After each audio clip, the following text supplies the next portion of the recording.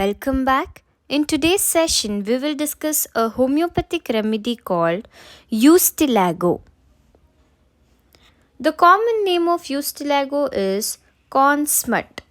Common name is corn smut. It was proved by Dr. Burt, and it is a fungi. You can see the picture of the fungi here. It is a fungi which is proved by Dr. Burt. Sphere of action. So we see this fungus has its special affinity for the sexual organs of both the sexes.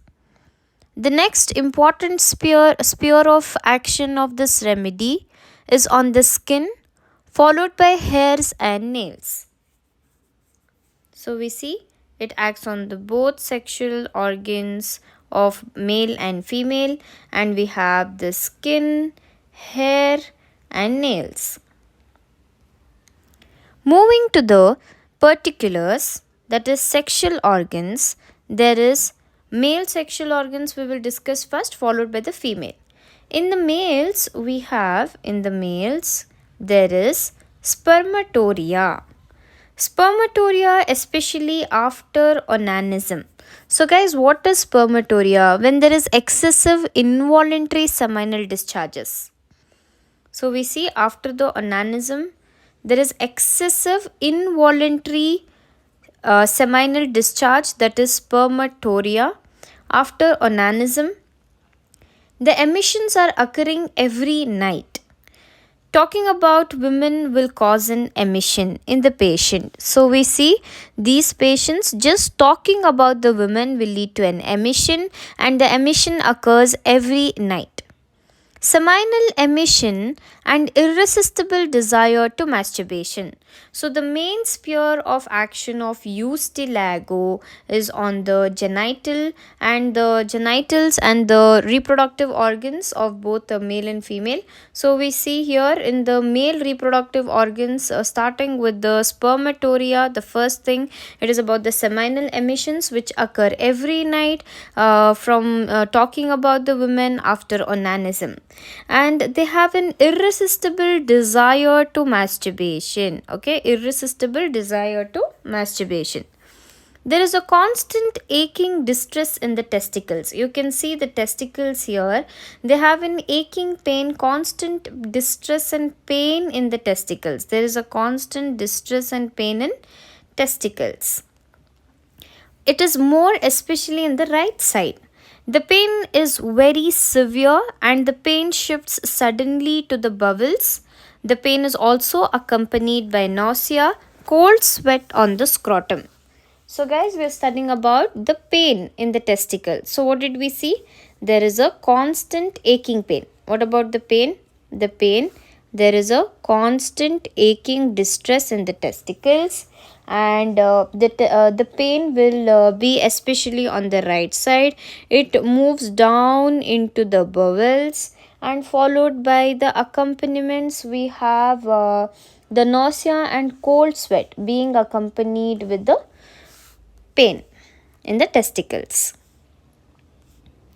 Irritable weakness and relaxation of the male sexual organs. So we see they have weakness, also the weakness and relaxation of the sexual organs with erotic fancies and seminal emissions. So they have all sexual fancies, their thoughts, sexual fancies, erotic fancies, and the seminal emissions occur. Okay, just talking about the women or having these erotic fancies will lead to the seminal emission in the men. Following the female symptoms. I hope the male genital organ or the sexual organ is clear. What did we see in the male reproductive organs? There is spermatoria. Spermatoria, we saw first about the spermatoria. Then they have a desire to masturbation. Then about the pain in the testicles. Following, we saw the relaxation of the genital organs, and the fancies, erotic fancies will lead to the seminal emissions. Now let us move on to the female reproductive organs or the female sexual organs, the most valuable symptoms of this fungus is found in its action on the female generative organs. So, the female generative organs under which we have menses in the first place. How is the onset of menses? The onset, it is too easily there is an onset of menses. The quantity of menses is either scanty or it could be profuse. Very easily or very early, easily they get menses, and it could either be very profuse or it can be scanty. Profuse or scanty. During menses, the patient has a pain from the back radiating to the loins and womb. So, from the back, it is radiating to the loins and womb. Crampy pain with a great nervous restlessness. She has a nervous restlessness and a crampy pain which is starting in the back radiating to the loin and the womb. It is associated with flatulency, nausea. All of that is relieved by eating. So in Ustilago, the nausea and is relieved by eating. Similar nausea relief by eating, we have Bovesta, lithium carb, and anacardium. So what all did we see in the female reproductive organs? There is frequent profuse urination as well during the menses. So during before the menses onset is easily quantity scanty or it could be profuse. During menses, pain will radiate from the back into the loin or in the wombs, and it is a crampy pain. There is nervous restlessness, flatulency, nausea. The nausea, how is it relieved? By eating. So we also have other remedies like Bovista, lithium carbon, anacardium. Frequent profuse urination is seen. Moving on to the modalities, it is aggravated from the movement before menses and in a warm room when the patient is lying on the affected side. So, what are the aggravations? From movement or in a warm room. There is an aggravation in the warm room when the patient is lying on an affected side. Okay, lying down on an affected side, and the warm room before menses movement is aggravating the complaints. Reverse is in pulsatilla. Okay. Amelioration is seen by lying down or in open air. Lying on affected side will aggravate, just lying down will ameliorate the complaint. So some of the other symptoms of the male and females I have added from other textbooks like Clark, Kent, and various textbooks I've referred, and we have all these points. So let us just understand the most important aspect in Ustilago is the generative organs. Okay, the generative organs of both male and female. We need to know symptoms of both male and female. Specifically, the female symptoms of Ustilago is what is usually asked in the examination. So the more focus is based on this part, and as we know, the main sphere of action, the greatest affinity of Ustilago is on the female reproductive organs. So let us see in some more detail about the reproductive organ of the female reproductive organs. So beginning with, we have studied about the menstruation. Let us recall the onset was too easily. The quantity, either it was profuse or it is scanty. Then they had pain. The pain started from the back. It radiated to the abdomen and it radiated to the womb and also the loins. It was associated with the nausea, and the nausea is relieved by eating. All of these points we have already seen. Now let us move further. In the menstruation, we also have a vicarious menstruation. We have vicarious menstruation. The ovaries, these ovaries are going to burn. Okay, they are burning. The ovaries will burn. They will burn. There is pain and swelling in the ovaries. The profuse menses, you can see the profuse menses after the miscarriage. The discharge of blood is from the slightest provocation, and the blood will be bright red and partly clotted. Clear, guys? So there is vicarious menstruation and there is profuse menses from after abortion or miscarriage. Discharge of the blood will occur from the slightest provocation. A little provocation will lead to the discharge of the blood. And the blood, what is the character of the blood? You can see the blood is bright red. Okay, it is bright red blood. It is partly clotted blood. Moving further to the next symptom, we have menorrhagia. The menorrhagia is seen at the climactics in the women. We also have calcarea carbon lachesis. There is oozing of the dark blood, clotted blood, forming long black strings. So we see this symptom. You need to remember in Ustilago, if there is menorrhagia occurring at the climacteric period, that is during the menopausal period, nearing to the menopausal period, there is oozing of dark blood. So if it is just menses, there is menses, it is bright red blood. Here in after the menorrhagia, if it is occurring at the climacteric age, there is dark blood which is clotted, forming the long black strings. You can see they'll form the long black strings. Okay.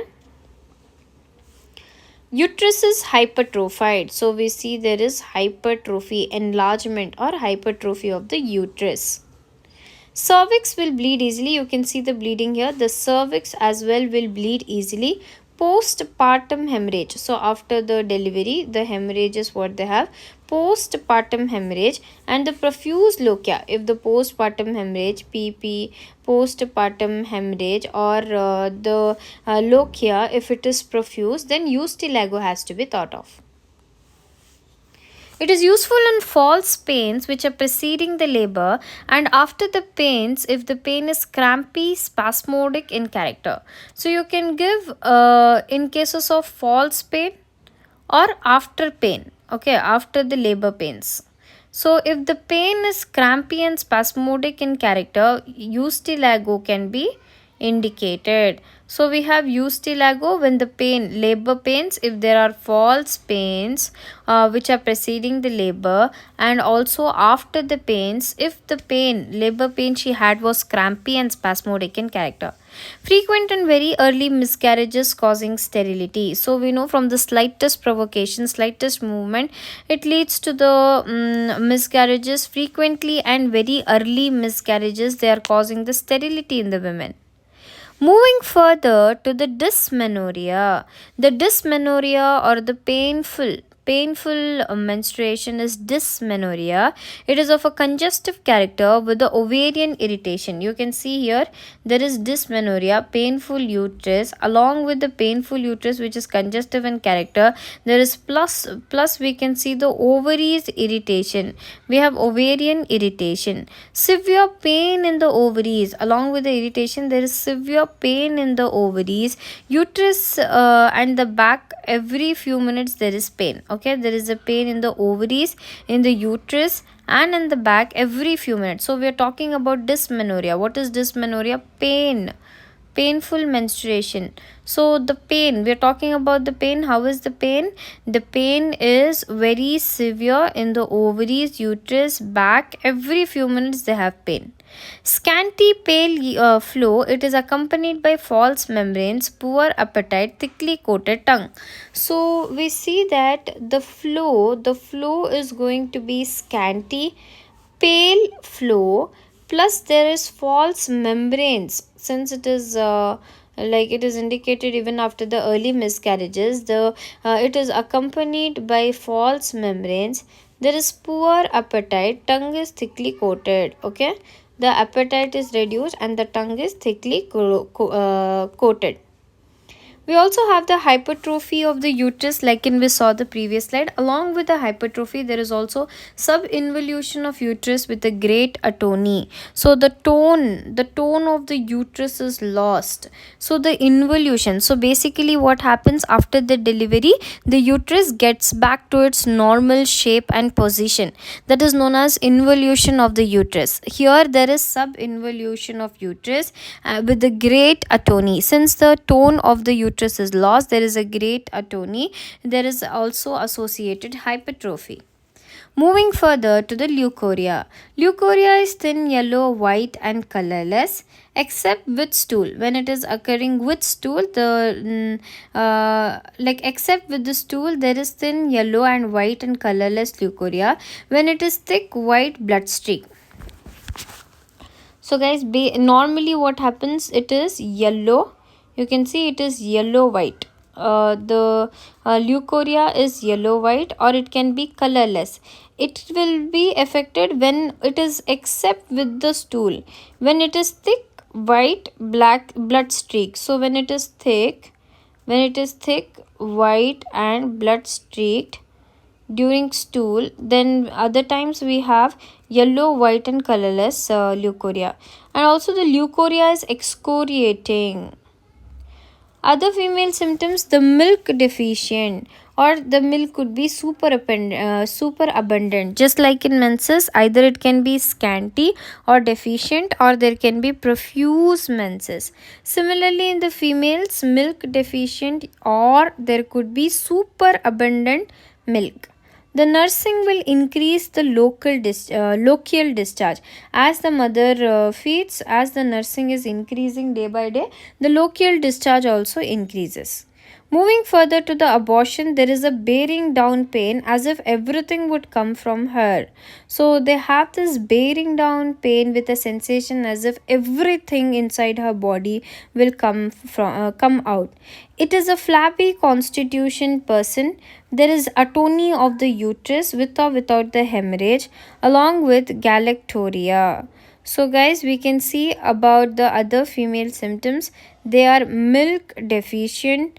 There is abortion. Why does the abortion occur?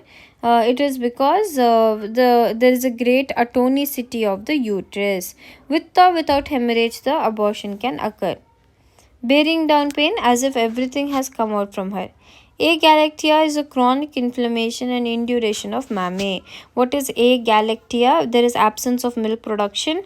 Along with the reduction of milk production, or the absence, there is inflammation and induration of the mammae. Moving further to the extremities of Ustilago, there is a stiff, sore feeling in the nape of the neck.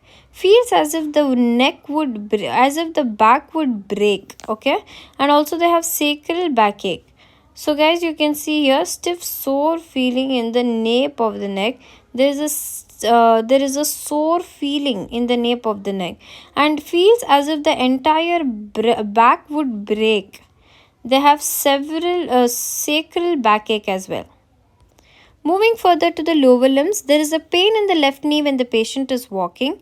It is increasing to cramp, obliged me to lean upon the arm of a friend. So guys, you can see when the patient is having a pain, especially in the left knee when he is walking, you can see when there is a pain in the left knee, there is pain in the left knee which is increasing to a cramp. It is obliging me to lean upon the arm of a friend. So because of the pain, it is making him obliged to lean upon the arm of a friend. The pain is aggravated when they are raising the foot so as to press upon the stool. So we see press upon the toes. So when the patient is raising the foot to press upon the toes, the pain is aggravating. There is cramp-like stiffness in the left leg. It is aggravated when the patient is raising the foot as to press upon the toes. The feet will be swollen in the morning. So guys, what did we study in the lower limbs? In the first place, there is pain. The pain is seen especially on the left side in the left knee. Once there is a pain, the patient is obliged to lean on the arm of a friend. And the pain is raising foot as to press upon the toes. So when the pain is aggravated, especially the leg pain is also aggravated when the patient is raising the foot to press upon the toes. There is cramp-like stiffness in the leg. Feet are swollen, especially in the morning. Moving further to the upper limbs, there is pain in the shoulder joint. So we also see there is a pain in the shoulder joint. Rheumatic pain in the muscles of the right shoulder. We also have this rheumatic pain. So you can see here, there is pain in the shoulders, rheumatic pains in the muscles of the right shoulder, intermittent numb tingling sensation in the right arm and hand every day. and there is pain in the right elbow. So far we'll study these points in the first place. So guys, what did we study? First thing, there is pain in the shoulder, there is pain in the muscles of the shoulder, numb tingling sensation in the arm and hand every day, pain in the right elbow which is aggravated by motion. So we can see the elbow pain which is also aggravated by motion. They have rheumatic drawing pains also in the finger joints, especially the second joint of the right index. All the afternoon it keeps hurting. Hypertrophy, or there is loss of nails. Along with the hypertrophy, we also saw the sphere of action on the hair and the nails. There is loss of nails. Along with the hypertrophy, there is loss of nails. The muscular debility, there is a sensation of boiling water along the back. You can see the patient feels as if a boiling water, there is boiling water under the back. Clonic and tetanic movement. So you can see in the picture here the clonic phase where the patient is flexing his arms, legs and knees. So we see there is clonic and tetanic movements. Muscular contractions are especially felt in the lower limbs. You can see in the lower limbs the contractions are more felt. Moving further to the skin, we have alopecia, tendency to the small boils. The skin will be dry, there is eczema and copper colored spots. Pruritus, sunburn. Psoriasis is seen internally as well as externally. So guys, what are the skin conditions? We have alopecia, eczema, we have alopecia, there are small boils, dry eczema, copper colored spots. We also have pruritus and sunburn followed by the psoriasis. Psoriasis is seen internally as well as externally. Paresthesia of the skin, there is pricking, burning, itching and erythema of the skin of the uncovered parts of the body. It is followed by the parchment like dark brown skin with regates by warmth. It is aggravated by warmth. You can see the picture here. Initially there is burning, itching, erythema of the skin on the uncovered parts. It is followed by parchment like, you can see here, it is parchment like dark brown skin with regates. It is aggravated when the patient is by warmth. Pustular ulcerations of the skin, scald head, various forms of eczema. Along with this, we have ulcerations, pustular ulcerations in the skin, the scald head and various forms of eczema. The scalp head, we can see it becomes one filthy mass of inflammation. 2/3 of the hair came out, the rest will matter together with oozing of watery semen from scalp. So peculiar is the sensation in the head, on the scalp, the hair. So the 2/3 of the hair comes out. Out of 2/3 we have the hair fall, alopecia, right? So 2/3 of the hair comes out. So whatever 1/3 is left, out of the 1/3, they will be matted together along with the oozing of the watery semen from the scalp. Eruptions like rubella. You can see the eruptions like rubella on the chest and neck. Gradually it is extending even to the feet. It is the rubella eruptions, they are thickest on the chest and joints.